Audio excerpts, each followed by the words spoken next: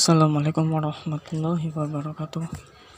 Perkenalkan, nama saya Irfan Maulana, NIM 2117246, mahasiswa IAIN Pekalongan, jurusan PAI, Fakultas Tarbiyah dan Ilmu Keguruan.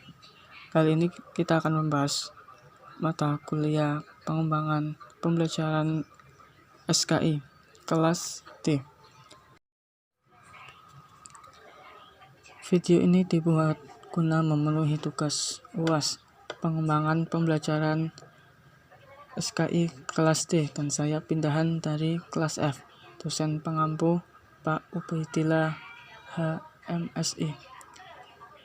Kali ini kita akan mengulas biografi tokoh Muhammad Amin Al-Husaini.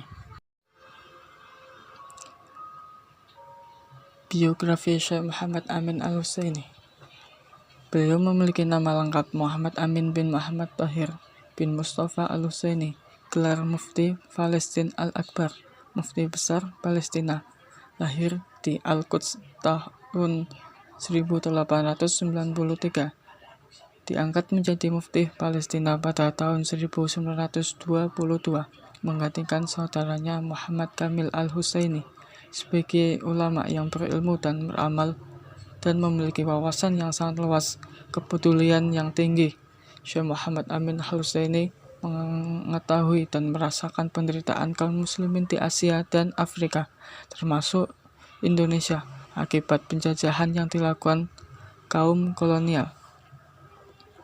Syekh Muhammad Amin Al-Husaini seorang ulama yang karismatik, mujahid, mufti Palestina yang memiliki perhatian dan kepedulian terhadap kaum muslimin serta negeri-negeri muslim termasuk Indonesia, walaupun pada saat itu beliau sedang berjuang melawan imperialis Inggris dan Zionis yang ingin menguasai kota Al-Quds Palestina. Syekh Muhammad Amin Al-Husaini dalam kapasitasnya sebagai mufti Palestina juga berkenan menyambut kedatangan delegasi Panitia Pusat Kemerdekaan Indonesia dan memberi dukungan penuh. Peristiwa bersejarah tersebut tidak banyak diketahui generasi sekarang, mungkin juga para pejabat di negeri ini, sehingga tidak mengherankan ada suara yang sumir, minor, bahkan sinis ketika ada anak negeri ini membantu perjuangan rakyat Palestina untuk merdeka, membebaskan tanah airnya dan Masjid Al-Aqsa dari belenggu penjajah Zionis Israel. Disinilah pentingnya mengenal dan mengetahui sejarah, sehingga kita mudah dibodohi orang. Ada kata-kata hikmah, orang yang tahu sejarah akan punya izzah. Orang yang paling banyak bersyukur kepada Allah adalah orang yang paling banyak berterima kasih kepada manusia. Hadis riwayat At-Tabrani. Cerita yang menarik di balik kegigihan Indonesia dalam pembicaraan Palestina di dunia internasional, selain didasari rasa solidaritas sebagai sesama umat Islam, negeri yang sekarang bertikai dengan Israel ini merupakan salah satu negara di Timur Tengah yang mengakui kemerdekaan Indonesia. Lewat gambar Syekh Muhammad Amin Al-Husaini yang merupakan mufti besar Palestina, negara ini memberi ucapan selamat datang di Indonesia melalui radio Berlin, menerima Arab. Sebelumnya Mesir diakui menjadi yang pertama diakui kedaulatan Indonesia, tapi jauh sebelumnya Palestina lah yang telah melakukan hal tersebut melalui Syekh Muhammad Amin Al-Husaini. Seperti apa sepak terjangnya di Indonesia? Mari kita simak ulasan berikut ini.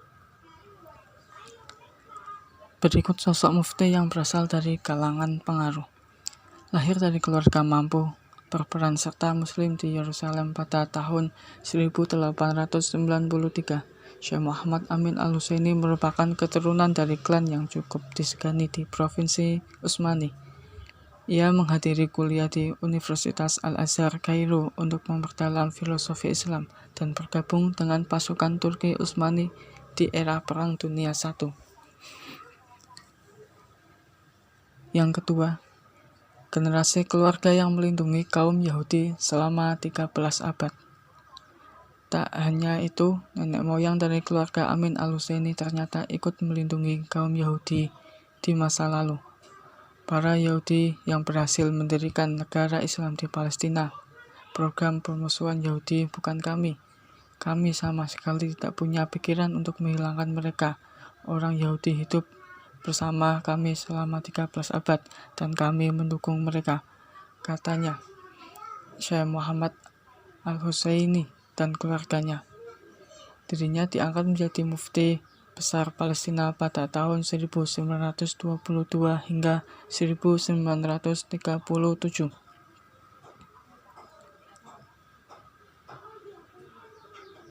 Yang ketiga, mengakui kedaulatan Indonesia merdeka penuh. Tak hanya berjuang untuk Palestina, Amin Al-Husseini ikut serta mendukung kemerdekaan Indonesia. Saat itu tengah dalam pelarian, Palestina beroperasi de facto, langsung mengakui kedaulatan Indonesia pada tanggal 6 September 1944. Padahal pemberian kemerdekaan tersebut masih sebatas janji dari Perdana Menteri Jepang, Taiso. Inilah yang menarik dari sosok Syekh Muhammad Amin. Pendapat dan dukungannya yang nyata secara terbuka mengenai kemerdekaan Indonesia. Dikenal dekat dengan kalangan tokoh Muslim Indonesia. Salah satunya sempat duduk berdiskusi dengan Wakil Presiden Republik Indonesia yaitu Muhammad Hatta. Dan ada juga bersama Kiai Agus Salim dan tokoh lainnya.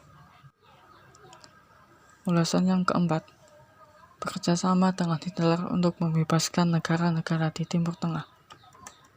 Semakin merebaknya penjajahan kaum kolonial di beberapa negara Timur Tengah, membuat Syekh Muhammad Amin Al-Husseini gusar. Ia pun melepaskan diri dari setelah Palestina jatuh ke tangan Inggris. Hussein akhirnya berkolaborasi dengan Nazi untuk menyerukan gerakan anti-Inggris dan anti-Yahudi.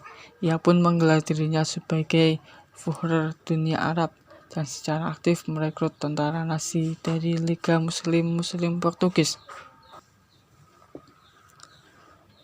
Sosok Syekh Muhammad Amin Al-Husseini memang tak bisa dilepas dari sejarah kemerdekaan Indonesia. Meski tak ikut berjuang di garis depan, ia memiliki andil besar dan nama Indonesia di kancah dunia internasional. Alhasil, dukungan demi dukungan pun mengalir dari negara-negara Timur Tengah lainnya. Itulah sedikit ulasan dari sosok Syekh Muhammad Amin Al-Husseini, semoga bermanfaat. Setelah berjuang tanpa kenal lelah, Syekh Muhammad Amin Al-Husseini wafat pada tanggal 4 Juli 1974. Dimakamkan di Pekuburan Syuhada Al-Maraj, Beirut, Lebanon. Kaum muslimin dan tokoh pergerakan Islam menangis kepergian ulama pejuang, pendukung kemerdekaan Indonesia, mufti pembela tanah wakaf Palestina, penjaga kemuliaan Masjid Al-Aqsa.